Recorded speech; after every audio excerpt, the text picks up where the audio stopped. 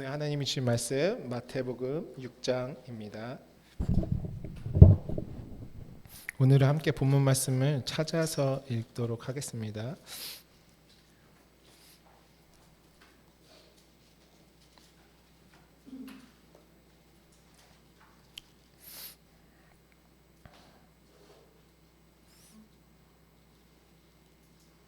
육 장 9절부터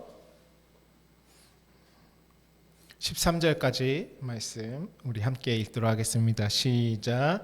그러므로 너희는 이렇게 기도하라. 하늘에 계신 우리 아버지여, 이름이 거룩히 여김을 받으시오며 나라가 임하옵시며 뜻이 하늘에서 이루어진 것 같이 땅에서도 이루어지이다. 오늘 우리에게 일용할 양식을 주시옵고 우리가 우리에게 죄 지은 자를 사하여 준 것 같이 우리 죄를 사하여 주시옵고 우리를 시험에 들게 하지 마시옵고 다만 악에서 구하시옵소서. 나라와 권세와 영광이 아버지께 영원히 있사옵나이다. 아멘. 주기도문의 기도와 말씀은 저와 여러분의 인생을 바꾸는 말씀입니다. 우리는 이 기도를 통하여서 하나님께서 원하시는 것이 우리에게 이루어지는 하나님의 크신 약속과 하나님의 언약의 비밀대로 지어져 가는 생명의 역사를 반드시 경험하며 살아가게 되어 있습니다. 우리는 그 약속을 바라고 사모하는 자들이기 때문에 그렇습니다. 오늘은 뜻이 하늘에서 이루어진 것 같이 땅에서도 이루어지이다 이제 말씀을 들어가는데요. 이 말씀을 몇 주 나눌지 모르겠습니다. 오늘은 그 말씀을 열어가면서 우리가 그동안 주기도문 안에 하늘에 계신 우리 아버지여가 어떤 의미인지, 그분의 이름이 우리 안에 어떻게 거룩히 여김을 받으시는지, 그러기 위해서 반드시 우리에게 임하시는 그 나라의 역사는 무엇인지 저 여러분들이 날마다 묵상하시고 마음에 새기시면서 이 기도 가운데 나아가시기를 주님의 이름으로 축복합니다. 여러분, 성경에서는요, 마음 있죠, 마음과 심장이라는 단어를, 같은 단어를 사용합니다. 마음과 심장을 레브 이렇게 말하는데요, 같은 단어죠. 그러니까 마음이라는 것은 무엇이냐면요, 심장과 같이 우리의 생명과 직결된 것이라는 것이죠. 우리는 마음에 대해서 생각할 때에 어느 정도 비중을 두고 계신지 모르겠습니다. 근데 마음이라는 것은 성경에서 다른 말로는 혼이라고도 합니다. 우리 그냥 내 마음 하지만 좀 더 정확한 언어로는 마음을 혼이라고 하죠. 하나님의 창조하심이 어디 임하냐면요, 우리의 옛 자아라는 그 혼의 창조하심이 임하는 것입니다. 뭐냐면 하나님의 영이 거기에 혼에 임하시는 거죠. 그래서 영혼이라고 합니다. 그래서 무엇이냐면은 노아의 홍수가 끝나고 인류의 모든 존재의 질서들이 재편될 때에 야벳은 셈의 장막에 거하고 함은 셈의 종이 될지니라 하면서 영혼 육의 질서를 바로 잡아 주시죠. 나의 혼이 원래는 육체에 담금질 되어 있는 존재였죠. 그러니까 어디에 반응하면서 살아갔습니까? 육체의 정욕을 이루기 위해서 내 마음이 따라가는 삶이었다라는 것입니다. 근데 하나님의 영으로 말미암아 내 마음이 완전히 지배를 받으니까 더 이상 내가 육체에 담금질 되어 있는 내 마음, 혼이 아니라 하나님의 영에 사로잡힘으로 말미암아 그제서야 비로소 육체는 영혼의 종이구나, 사용되는 존재구나를 우리는 깨달을 수 있는 것입니다. 그러므로 성경에서 이렇게 말씀하셨죠. 잠언 4장 23절 말씀에서도요. 함께 읽어볼까요? 시작. 모든 지킬 만한 것 중에 더더욱 내 마음을 지키라. 생명의 근원이 이에서 나음이라. 아멘. 마음이라는 것은 진실로 심장과 같은 곳이죠. 생명과 직결된 것인데요, 그 마음에서 생명의 근원이 난다라고 말씀하십니다. 여러분, 심장이 더러워지고 제 기능을 하지 못하면 육체가 오래 지속되지, 육체의 삶이, 생명이, 목숨이 오래 지속되지 못하고 병들고 죽게 되어 있는 것이죠. 육체가 있을 때 마음이 하나님의 것으로 바뀌지 않으면 영원히 죽는다라는 것입니다. 하나님은요, 사람을 외모로 판단하지 않으시고요, 우리 마음을 감찰하신다 이렇게 말씀하시죠. 또한 마음을 살피신다라고 성경에서 말씀하고 계십니다.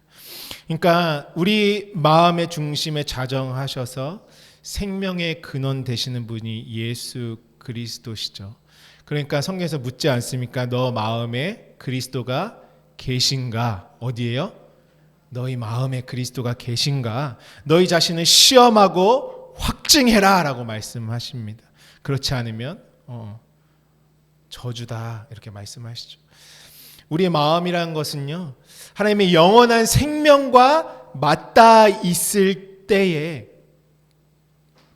그분이 생명의 근원으로 내 마음 가운데 좌정해 계실 때에 우리는 산 존재, 살아있는 생명의 존재가 되는 것입니다. 반면에 우리 마음이 엉뚱한 곳에 있고 또 두 마음으로 더러워져 있으면 그건 영원한 사망인 것이죠. 그래서 팔복에서도 이렇게 말씀하고 계시지 않습니까? 마음이 청결한 자는 복이 있나니 그들이 하나님을 볼 것이며 이렇게 말씀하십니다.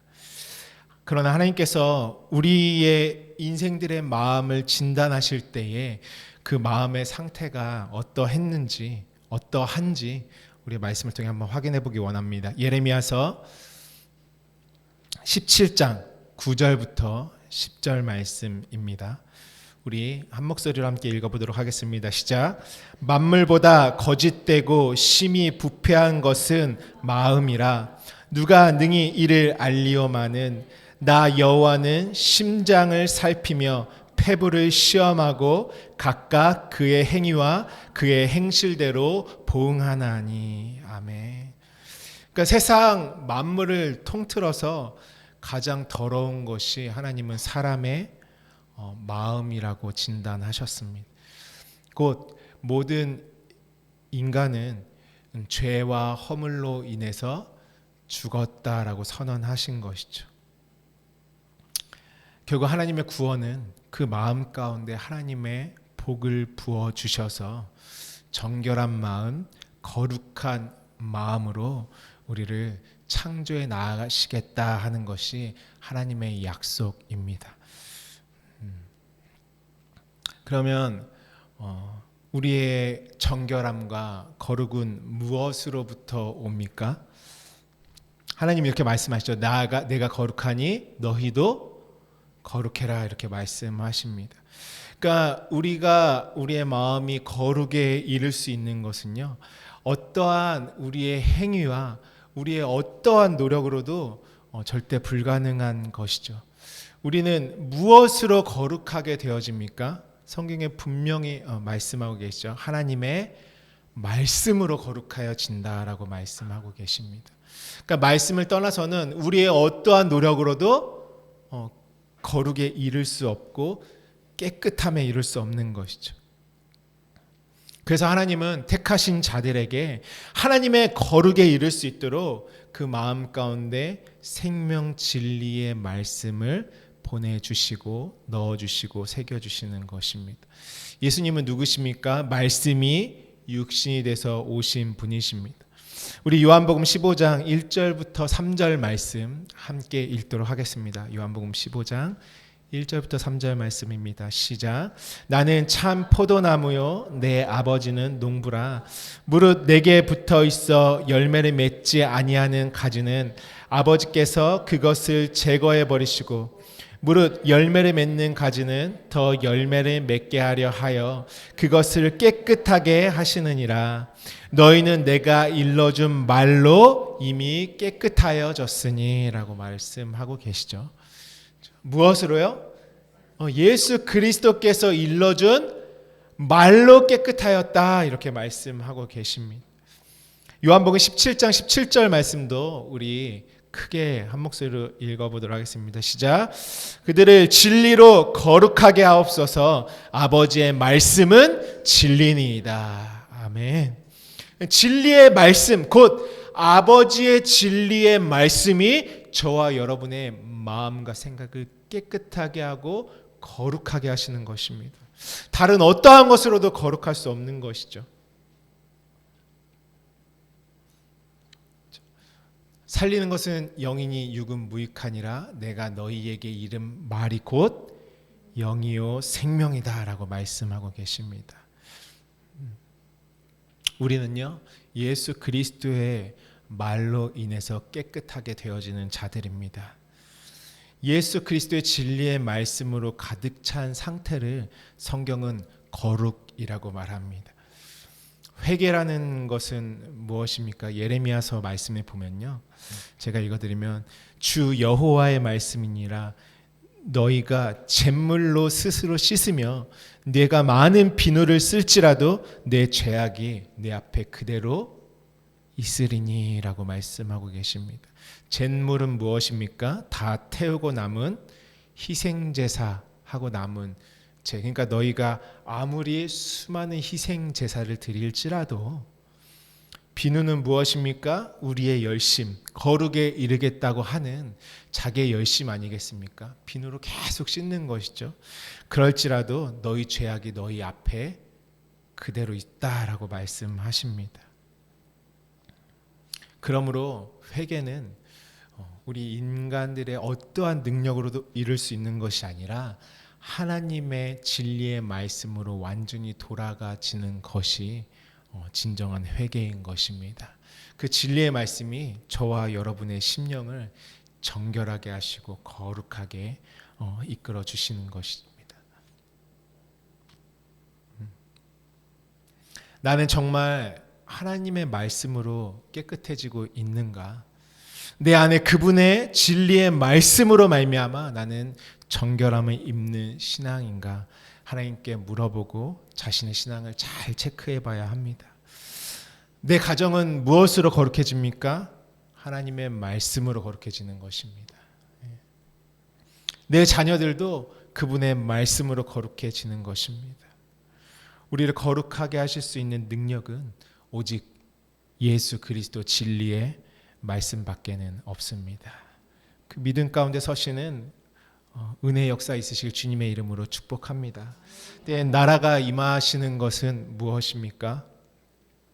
우리를 거룩하게 하시기 위해서 하나님의 섬김이, 곧 말씀으로 섬기심이 우리에게 가까이 왔다라는 것이 나라가 임하신 것이죠. 우리 출애굽기에서 말씀, 우리 성막 얘기 좀 잠깐 해볼까요? 출애굽기 26장 33절 말씀입니다. 그 휘장 갈고리 아래 늘어뜨린 후에 증거궤를 그 휘장 안으로 들여놓으라. 그 휘장이 너희를 위하여 성소와 지성소를 구분하리라 라고 말씀하십니다. 성소와 지성소를 우리가 원어로는 처음 보는 것 같아요. 성소는 뭐냐면은 그냥 거룩이라는 뜻입니다. 우리나라 말로 하면요, 코데시라고 하죠. 지성소는 뭐라고 되어 있냐면은 거룩으로 되어 있습니다. 다른 말이 없고요, 다른 명칭이 아니라 성소는 거룩, 지성소는 거룩이죠. 우리 이건 이제 히브리어죠. 구약 성경에 헬라어로도 한번 볼까요? 히브리서 9장 1절부터 3절 말씀 보시면, 첫 언약에도 섬기는 예법과 세상에 속한 성소가 있더라. 예비한 첫 장막이 있고 그 안에 등잔대와 상과 진설병이 있으니 이는 성소라 일컫고, 또 둘째 휘장 뒤에는 장막을 지성소라 일컫나니. 성소와 지성소 말씀이 나오죠. 그건 뭐냐면은 하기온. 지난번에 우리 하기스 배웠죠. 거룩 깨끗함. 근데 뭐 같은 말이죠, 사실은. 하기온. 근데 지성소는 하기온이라고 합니다. 왜 이렇게 쓸까요? 재밌죠? 성소는 코데시, 지성소는 코데시 거룩이죠. 성소에서는 오직 하나님 한 분만이 거룩한 분으로 계십니다. 우리는 어떤 존재하면은 거룩으로 만들어지는 존재로 있는 곳이 성소라는 곳이죠. 그래서 성소에서 경험하는 모든 기명들은 우리를 거룩하게 하고자 하는 내용이었음을 우리는 보는 것입니다. 지성소에 가면은 뭐냐면 하나님도 거룩하시고 나도 거룩한 자가 돼서 하나님과 내가 거룩으로서 하나 될 때 그곳을 거룩 지성소라고 합니다. 그러니까 하나님은 홀로 계신 분이 아니라 하나님이 택하신 하나님의 짝과 지성소에서 거룩으로 하나 되어져 있는 상태, 그것이 아버지와 아들이 말씀으로 하나인 상태를 말씀하고 있는 곳이 지성소인 것입니다. 저와 여러분의 심령이 지성소로 완전히 이루어진다면 어떤 말씀이 응해지냐면 거룩의 말씀이 응하여지는 것이죠. 히브리서 2장 11절 말씀에는 거룩하게 하시는 이와 거룩하게 함을 입은 자들이 다 한 근원에서 난지라 그러므로 형제라 부르시기를 부끄러워하지 아니하시고라고 말씀하고 계십니다. 하나님은요, 성전을 통해서요, 하나님과 만남이 무엇이는지 그 길을 보여주신다라는 것이죠. 성전에서는요, 하나님과 만나고 그 만남을 넘어서 그분과 하나로 연합되는 과정을 가르쳐주고 계신 것이 성전인 것입니다. 그러니까 성전을 내 몸 바깥에 두고 신당 세워놓고 이방신 섬기듯이 하나님 앞에 나아가는 자들은 절대로 진리의 말씀으로 그가 어떻게 거룩함을 입어서 하나님과 하나 되는 구원에까지 이를 수 있는지 그 비밀은 깨닫지도 못하고 보지도 못하는 것이죠. 그러므로 성전이 거룩인데요. 거룩은 무엇입니까? 내 마음이 진리로 깨끗한 것이 거룩인 것입니다. 하나님의 말씀을 하나님 아버지의 뜻으로 그대로 온전히 깨달아 이루어진 심령을 하나님은 거룩하다라고 하십니다. 어떤 것으로도 거룩에 이를 수 없는 것이죠.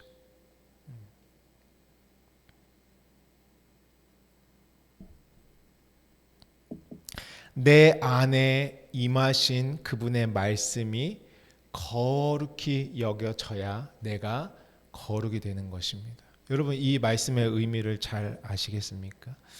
그러니까 하나님이요, 그분의 말씀이 내 안에 순전하고 거룩하게 있지 못하면 나에게 있어서 하나님은 어떤 분이세요?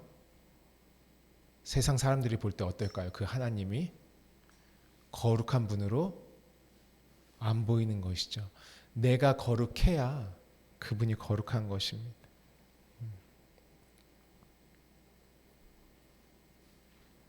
내가 안 되면요, 거룩으로요, 내 안에서는 그분의 말씀이 거룩해져 있지 않은 것입니다. 성소에서 내가 거룩으로 이루어져야 그분도 거룩하신 분으로 드러나시는 것이죠. 그러므로 지성소라는 거룩 그곳은 그분과 내가 따로 있지 않습니다. 완전히 하나 된 상태, 마음이 하나고 뜻이 하나고 생각이 하나고 진리의 말씀이 하나로 되어져 있는 상태가 지성소인 것입니다. 하나님은 거룩하신데요, 아무리 우리가 반문하고 또 그렇게 하나님 거룩하시다 외칠지라도 내 안에서 그분이 그 말씀이 거룩한 말씀으로 있지 않으면 헛된 고백들인 것이죠. 그 하나님이 거룩하신 분임이 내 안에 느껴지고 진실로 그 말씀이 나를 깨끗하게 만들어 가시는구나 하고 느껴질 때 내가 거룩에 이르고 있는 것입니다.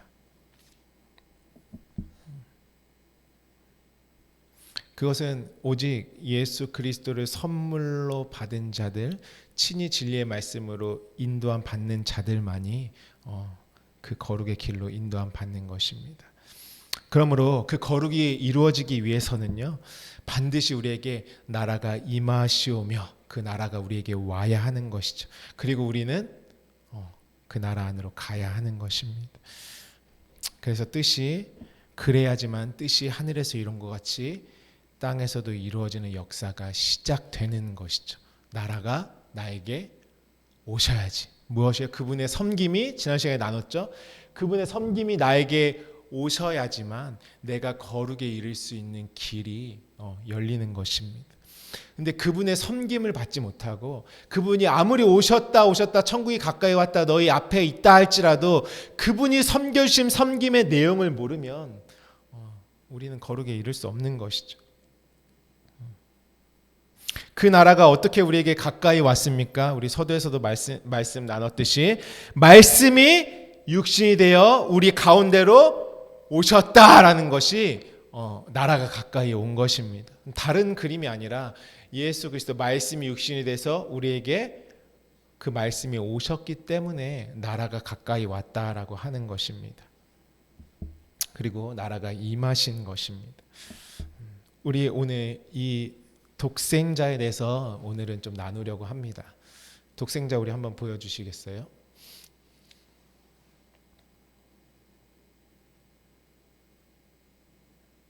네, 그 다음 걸 먼저 보여주세요. 네, 여기 있죠. 독생자 우리 독생하시 하나님이 나타내시는 하나님이 세상을 이처럼 사랑하사 독생자를 보내었으니 우리가 이 독생자를 자꾸 이 국어사전의 개념으로 성경에 나와 있지도 않은 외아들.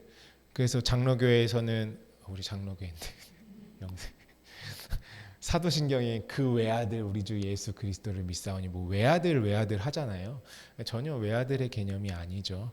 독생이라는 것은 오늘 독생이 무엇인지 보기 원합니다. 독생은 모노게네스라고 합니다.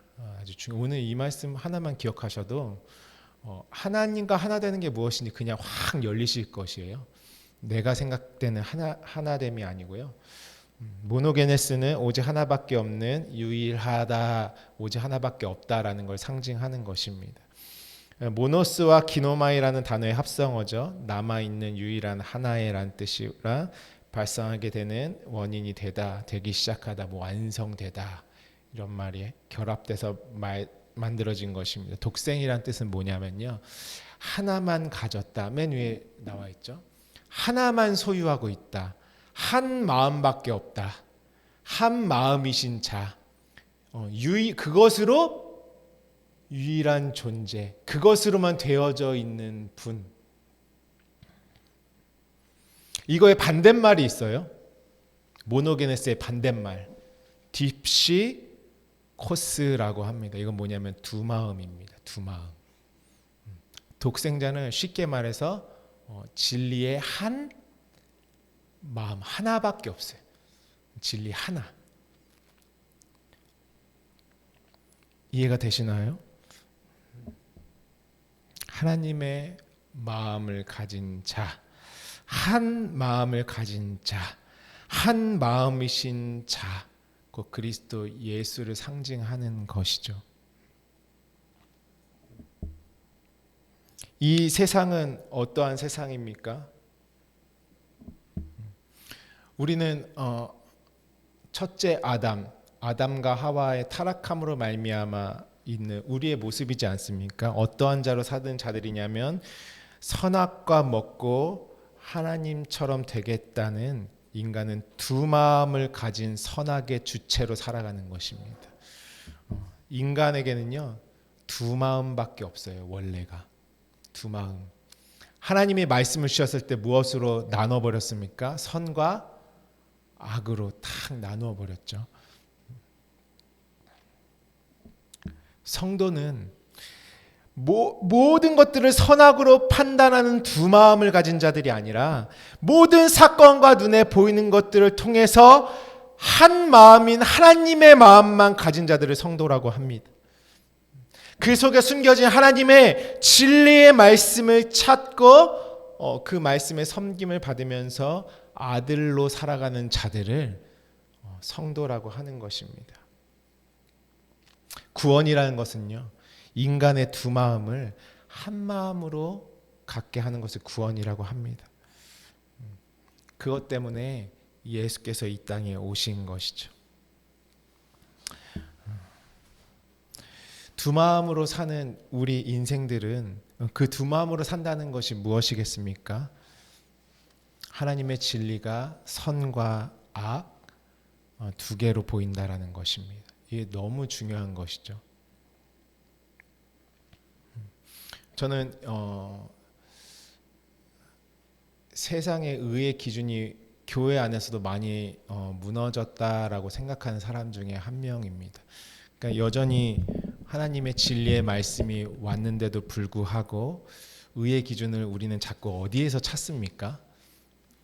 그렇죠. 우리 의의 기준을 내가 생각하는 딱 어떤 마음이냐면 진리를 모르는 아담과 하와가 선악과 먹었을 때 그 마음이죠.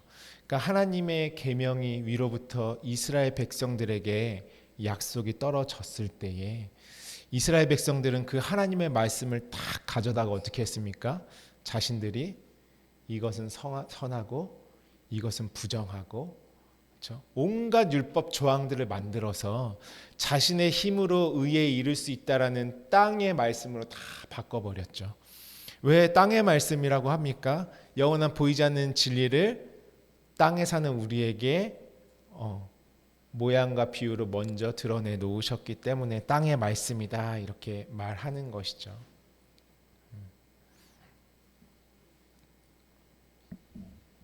이 세상에는 하늘로부터 난 자들이 원래 없는 곳이 이 세상인 것이죠.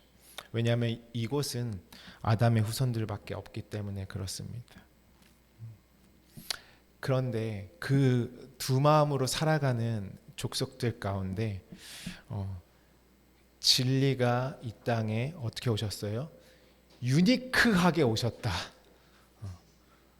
세상에서 이해할 수 없는 모습이, 세상이 다 두 마음 가지고 살아가고 있는데 이 땅에 유니크하게 유일무이하게 선악의 패러다임 속에서 도무지 이해할 수 없는 독특함으로 나타나신 분이 예수 그리스도이십니다. 그것을 뭐라 그러냐면 모노게네스라고 합니다. 진리의 한 마음.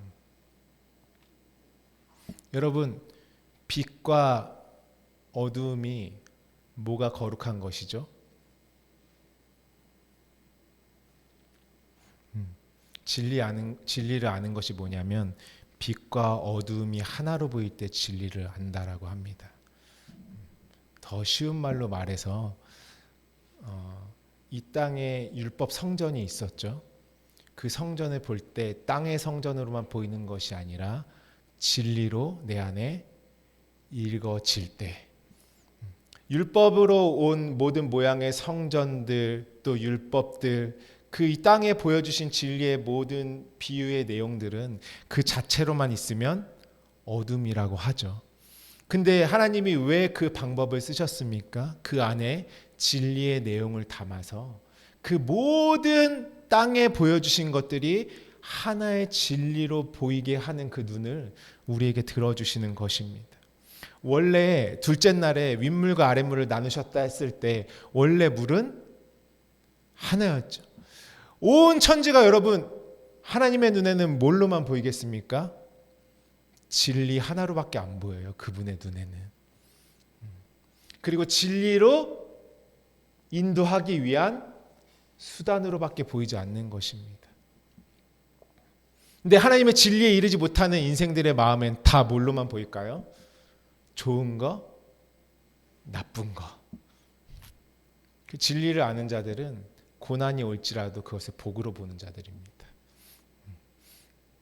그 고난의 내용을 알기 때문에 그렇죠. 이 세상에 보여주는 모든 만물과 일들과 계시와 역사는 하나인 진리만을 증거하고 나타내고 있습니다. 그러므로 이 말씀들을 제가 사실은 우리가 별도로 성경 공부할 때 아주 깊이 앞으로 나누려고 작정하고 있는 것들이긴 한데요. 오늘은 개념만 잘 아셔도 좋을 것 같아요. 빛과 어둠은 하나고요. 추함과 아름다움도 하나입니다. 부와 가난도 하나입니다. 인생들은 하나님의 말씀을 봐도 부자는 악한 거, 아주 나쁜 거, 가난은 좋은 거. 아니 여러분, 돈 많이 버시고 잘 쓰시기를 주님의 이름으로 축복합니다. 이삭도 물질의 복 얼마나 받았는지 몰라요. 그건 다 선악 가지고 있는 인생들의 두 마음이잖아요. 하나님은 부자와 가난한 자 놓고 그거 말씀하고 계신 게 아니었죠. 죄와 의도 하나예요. 왜요? 죄라는 것을 드러내심으로 말미암아 우리를 진리로 인도하시기 때문에 그렇습니다. 하나님 말씀하시죠. 너희는 세상에 있는 것이나 세상의 것들을, 세상을 사랑하지 말아라 라고 말씀하고 계십니다. 근데 우리의 유한한 세상에 우리는 세상을 사랑하지 않을 수 없는 존재잖아요. 그러니까 우리는 실컷 세상을 사랑함을 통해 무엇을 배워가는 것입니까? 그분만이 사랑의 대상인 것을 배워가는 것입니다. 근데 하나님이 무엇을 사랑하셨대요? 하나님은 세상을 사랑하셨대요. 나의 사랑의 대상은 그분인 것을 알아가는 것이고요. 그분은 우리를 사랑해 주실 때에 온통 이 세상은 하나님의 복과 진리 하나밖에 없는 것입니다. 누가 우리의 마음을 두 개로 다 나눠버렸습니까? 괴로움과 고통의 세상으로 만들어버렸습니까? 사랑과 미움도 하나입니다. 아직 마음 가운데 아리까리 하신 분이 계실 수도 있어요. 하나님 말씀을 잘 알아야 되죠. 모든 것들은 진리 하나만을 설명하고 있는 것들입니다.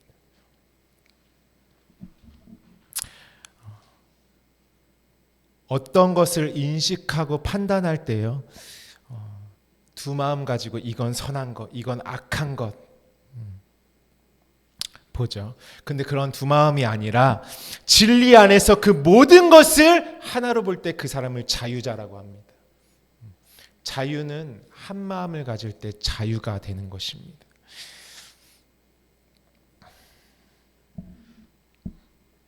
그래서 이 땅에 나타나신 분이 독생자, 모노게네스, 하나밖에 없으신 분이 나타나서 우리에게 나타내시고 보여주시고 증거해 주시고 그분의 영으로 말미암아 깨닫게 하실 때에만이 우리가 선악나무가 아니라 생명나무, 그 영원한 생명나무까지 인도함 받는 우리의 심령과 중심이 되는 것입니다.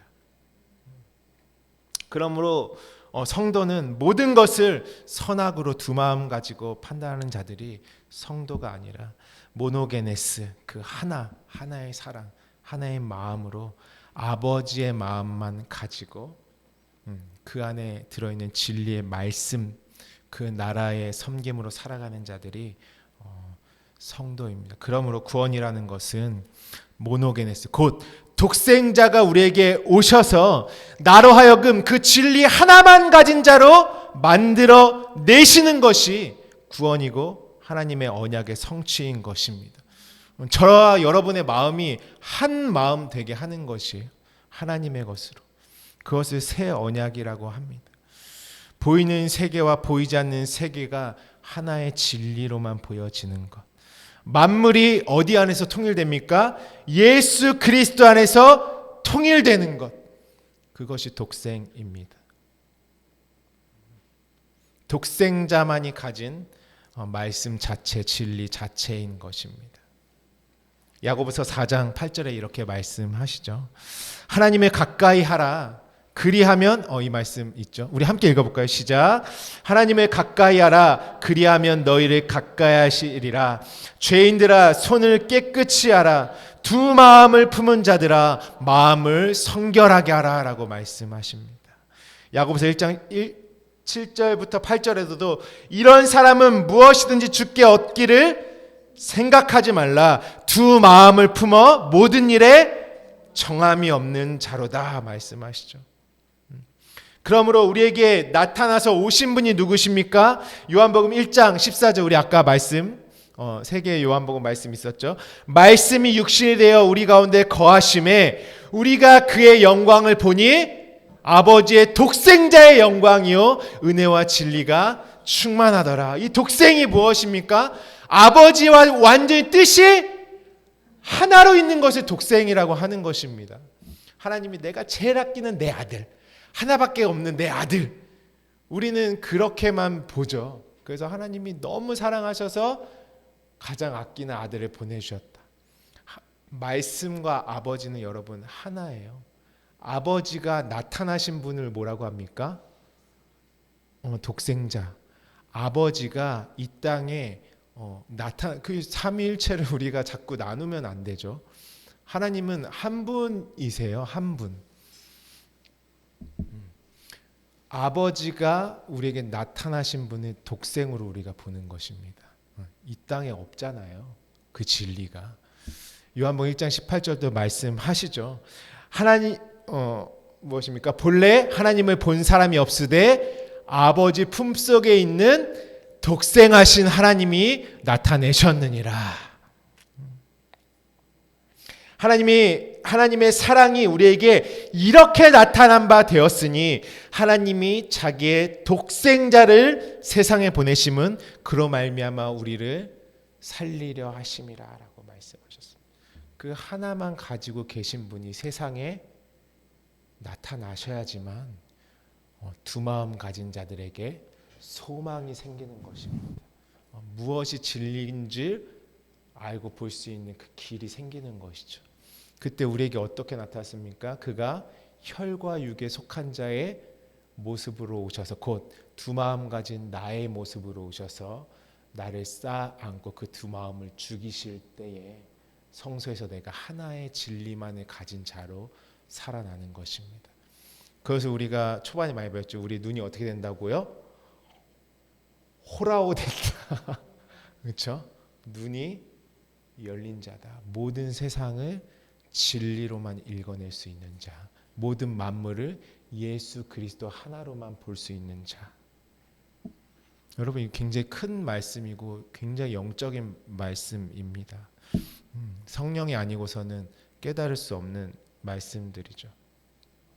그러므로 우리에게는 반드시 뜻이 하늘에서 이룬 것 같이 땅에서도 이루기 위해서는 먼저 독생이 우리에게 반드시 오셔야만 합니다.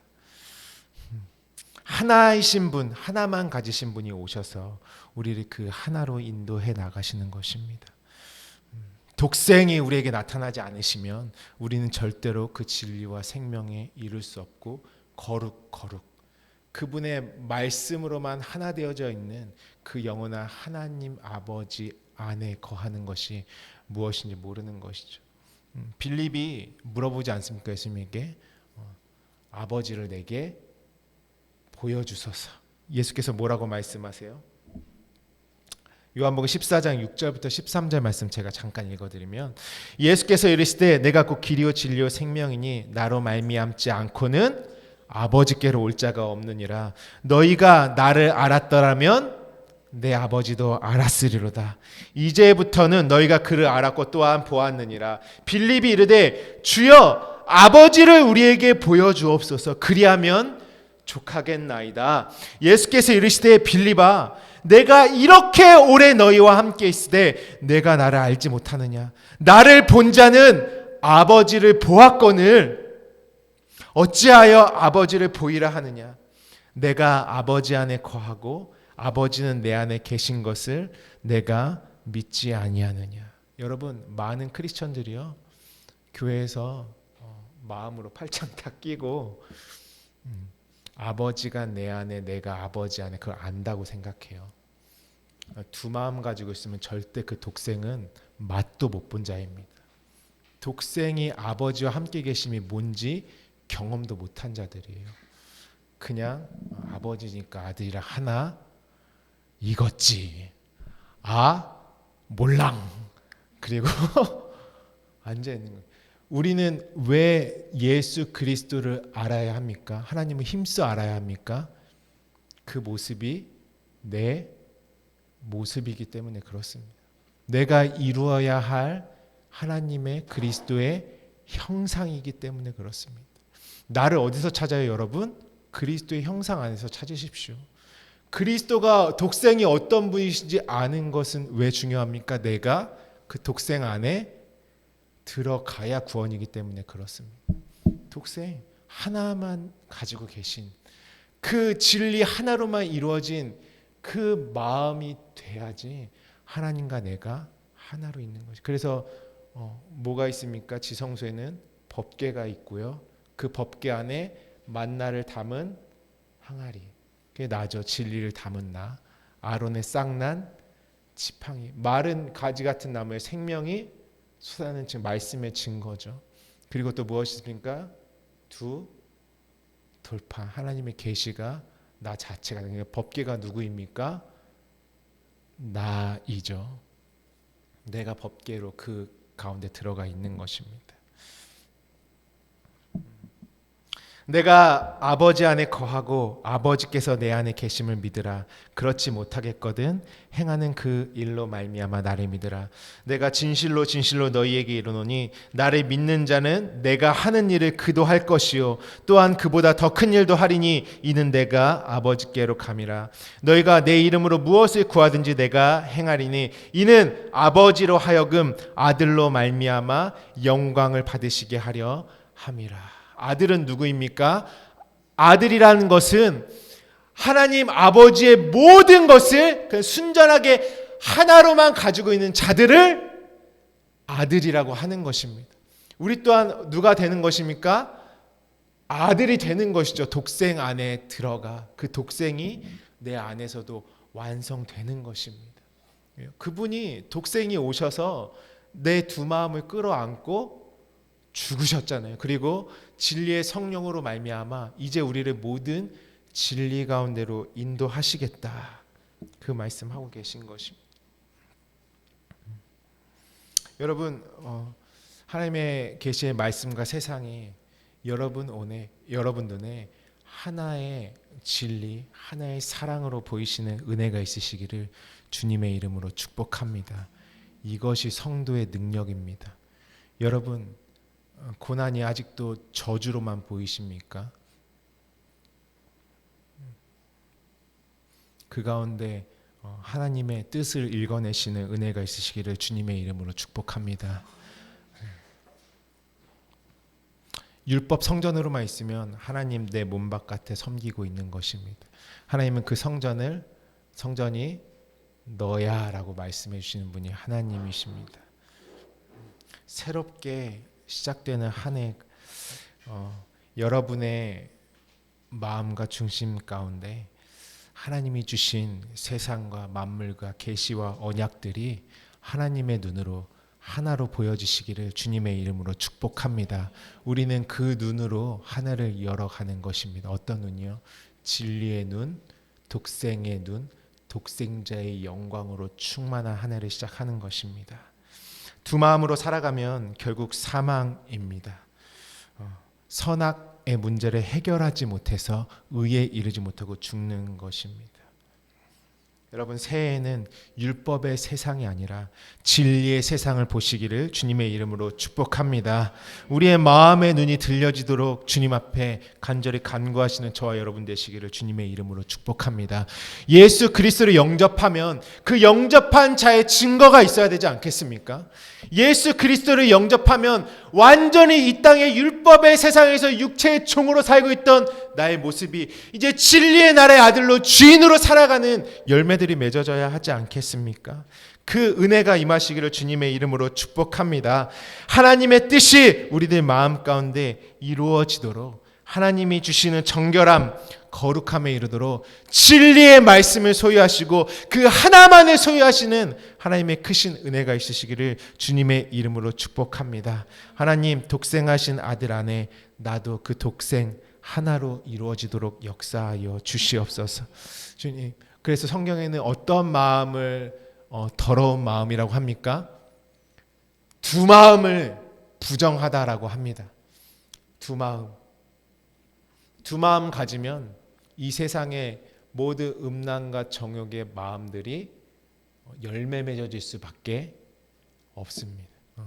한 마음이 있으면 어떤 열매가 맺어집니까? 거룩의 열매가 맺어지는 것입니다. 우리는 더 이상 말씀을 내가 재단하고 나누는 자들이 아니라 하나님이 보여주시는 진리 그대로 여러분 안에 충만히 임하시기를 주님의 이름으로 축복합니다. 오늘 함께 기도하실 때에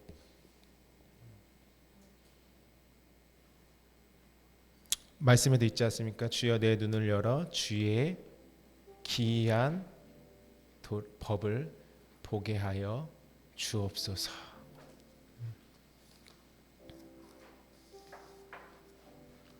우리가 눈이 들려지면 이 천지 만물, 이 모든 세상은 진리의 말씀으로 보일 것입니다. 특별히 우리가 이 성경에 주신 모든 말씀의 계시들이 진실로 살아 움직여서 여러분의 혼과 몸과 관절과 골수를, 혼과 영과 및 관절과 골수를 찔러 쪼개기까지 하시는 그 말씀의 역사를 경험하시기 시작한 것입니다. 우리 함께 오늘 주신 말씀들 가지고 기도하며 주님 앞에 나아가도록 하겠습니다.